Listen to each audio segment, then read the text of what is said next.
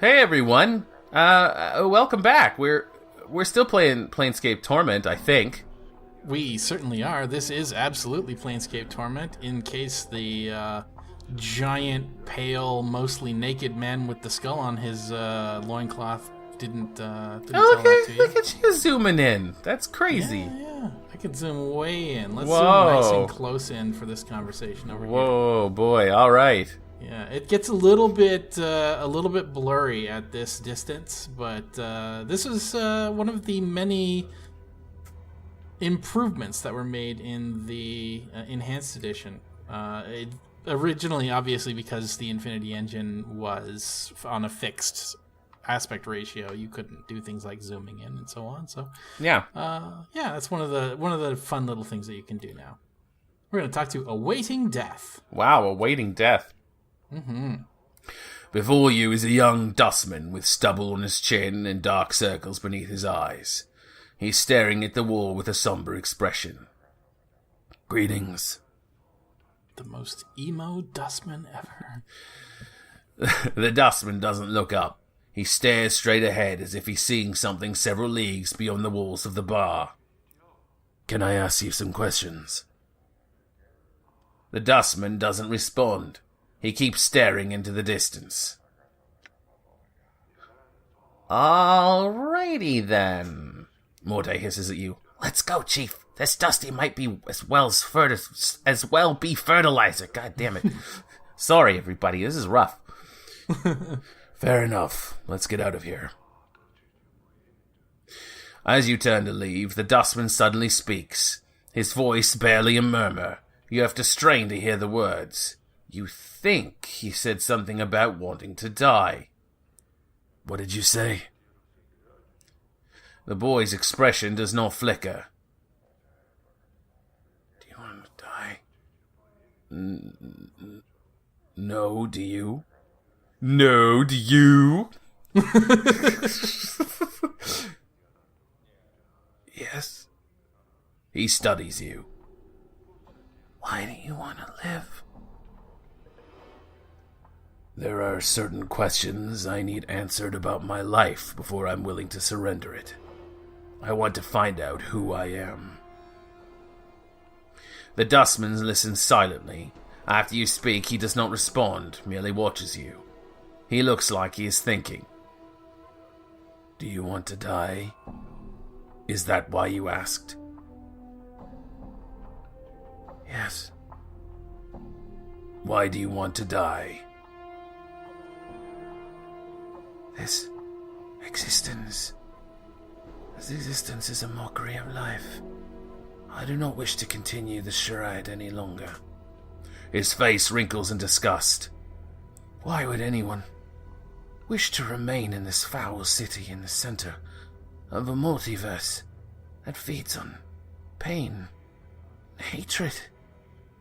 Death is silent, comforting.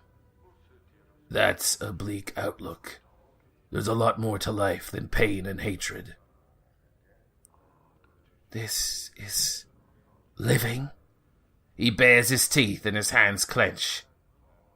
This existence is a mockery of life. I do not wish to continue the charade any longer. Death is silent, comforting. Trust me, it's not.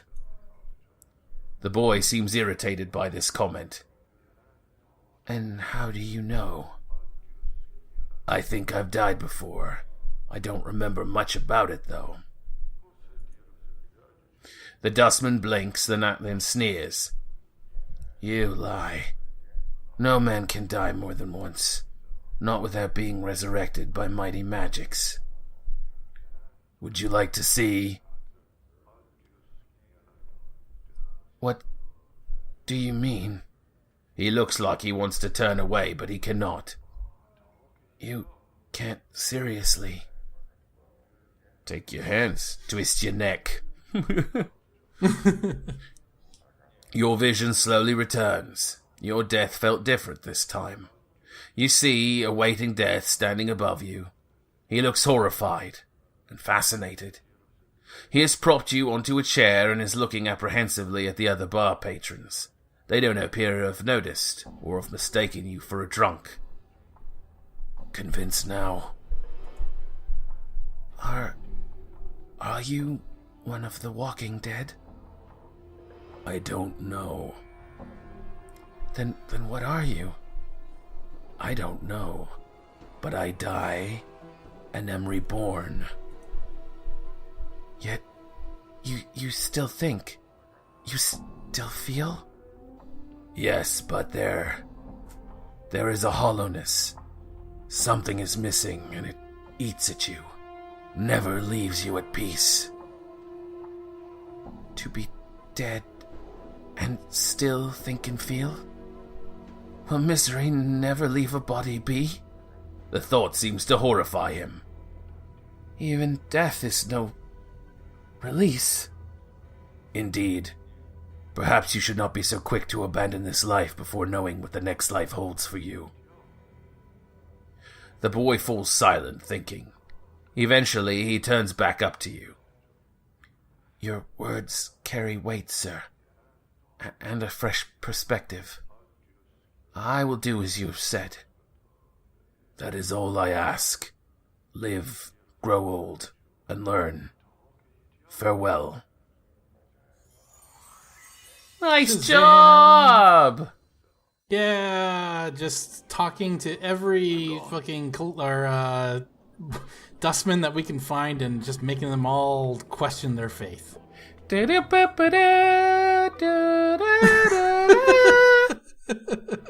Danger Bay for you. Alright. Yep.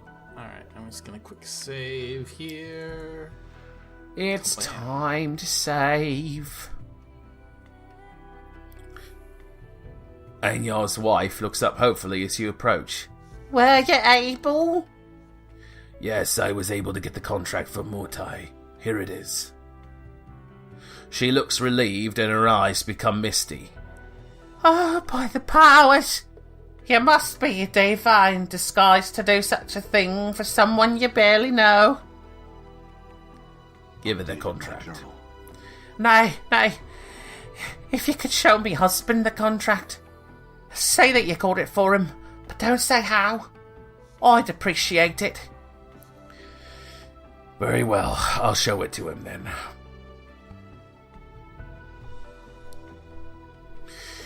You see Angyar. He doesn't look any better than before. As you approach him again, he turns slowly to face you. His face tightens. You here again? Didn't you hear me the first time, you book-ridden dog? Get out of my house or so help the powers will carve you where you stand. Show him his dustman contract. As you pull out the contract, the blood drains out of Angyar's face. For a moment, he seems at a loss for words. Then his temper quickly resurfaces. Where did you get that? By the powers, you best tell me. Tear up the contract. My journal. As you tear up the parchment, and Angyar's eyes follow the bits of paper as they float to the ground with a desperate look. He shudders slightly, then straightens, as if a great weight was lifted from him. He looks like he's about to thank you, and then stops and stares at you suspiciously. Nothing's free, not in a hive, cutter. Consider this free, and expect a lot of rules in the hive to change while I'm around. Angyar's angry expression crumbles. He looks tired of fighting his good fortune. I must have prayed to the right powers this half-month. He sighs. You have me thanks, cutter, for whatever that's worth. Actually, perhaps you can help me. I have some questions. Angyar nods. Ask your questions. I'm looking for a man named Ferred. Do you know where I can find him? Angyar nods. Aye, that name be known to me.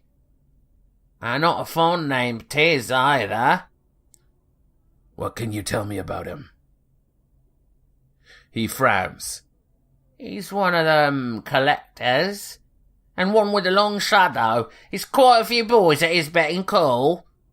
He may not be lord of the realm, but he's not smart one to tangle with, lord or no.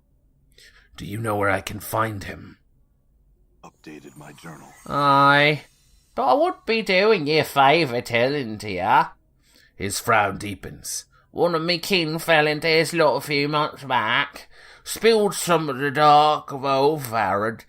Tell you, to hear tell, Farad's actually got his kit buried somewhere under Ragpicker Square.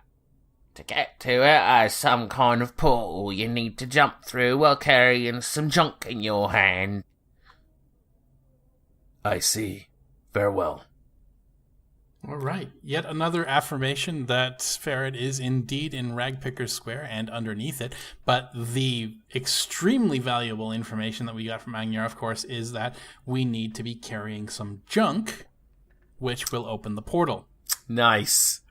And you may or may not remember that when we were wandering around in the upper floor of the mortuary, we did, in fact, pick up some junk. We found some junk. It's a collection of junk. Small springs, broken bolts, and a cracked gear or two. It looks like someone felt these pieces might be useful one day, but they seem pretty useless to you. Yep. Something that you would very quickly discard, generally speaking, if you were playing the game and didn't realize that this is absolutely something that you need. All item descriptions should be in a rhyming couplet. That's what I think. Maybe a haiku. Whoa, it's one of the debuts again. Indeed. We've already spoken to them. I made sure that we All right. I remember. caught up to them. Yeah. I know you're doing this again, but... A damsel in distress! Indeed. You see a pretty young woman. Her hair is in disarray and the bodice of her dress is torn. She looks about in desperation and then notices you. Greetings. She runs up to you and grabs your arm. You notice the front of her dress is stained with blood. Help me, Cutter, please. They're killing my sister. She begins to tug on your arm. Who? She looks around wildly. This drunken man who followed us from one of the taverns. We thought he meant no harm. Please, Cutter, there's no more time. Please help us. Why did he attack her? When she found he didn't have any coin. When she said she wouldn't bed him. And then she drew a knife. I mean, he drew a knife. Fuck. She looks at the front of her dress and then tugs at your arm again. Examine the blood on her dress. You glance down at her dress and look at the blood. Although it does appear to be real, it has completely dried. It must be hours old. That blood is hours old. What are you up to? You see her eyes flick to the bloodstains and back to you. You think you can hear a hint of nervousness in her voice. You are mistaken, Cutter. Please help me. My sister lies dying while we tarry. You're up to something. Tell me what's going on or I'll kill you. She looks into your eyes and then glances at the scars that cover your body. She swallows nervously, and you see her pale before your eyes. I'm supposed to lure people into an alley nearby. They're waiting there to take your jink. She looks at you apprehensively. Let me give you some advice. She gazes at you in silence, then nods her head. Don't pick someone like me as your mark. Choose some drunken fop who looks like he's never seen a battle in his life. She nods once curtly. And make sure he looks like he has more than a couple coins to his name. Now get out of here. She nods curtly and then backs away from you. She hesitates for a moment and turns to leave. Thank you, Cutter. She sprints off. Peace out! Peace out! Peace out! Yes, indeed. And that is, once again, all of the time that we have. But we have entered a brand new area here in Sigil, the southeast end of the Hive. So, very exciting things to come. It is. I can't believe it. Yes. It's and a next brand... week, we will begin by speaking with Mourns for Trees. Awesome. I love some of the NPCs in this game. I gotta think of a voice for this guy. Oh, you have a week to do it. We gotta start, we gotta start cataloging these so I can remember. Oh, man. It will be an ongoing process, that's for sure. All right, guys. Yeah, thanks everybody. I know I know we seem to be moving at a snail's pace here, but we are doing, after all, a pacifist run, so there's going to be a lot of talking, and I assume you've predominantly narrative. I assume you've come to terms over this. However, if you are watching this one after another, we're going to shut the fuck up and let you go so you can move on. Absolutely. All right. See you next week. Bye, everybody. Or in a couple minutes or whatever. Bye.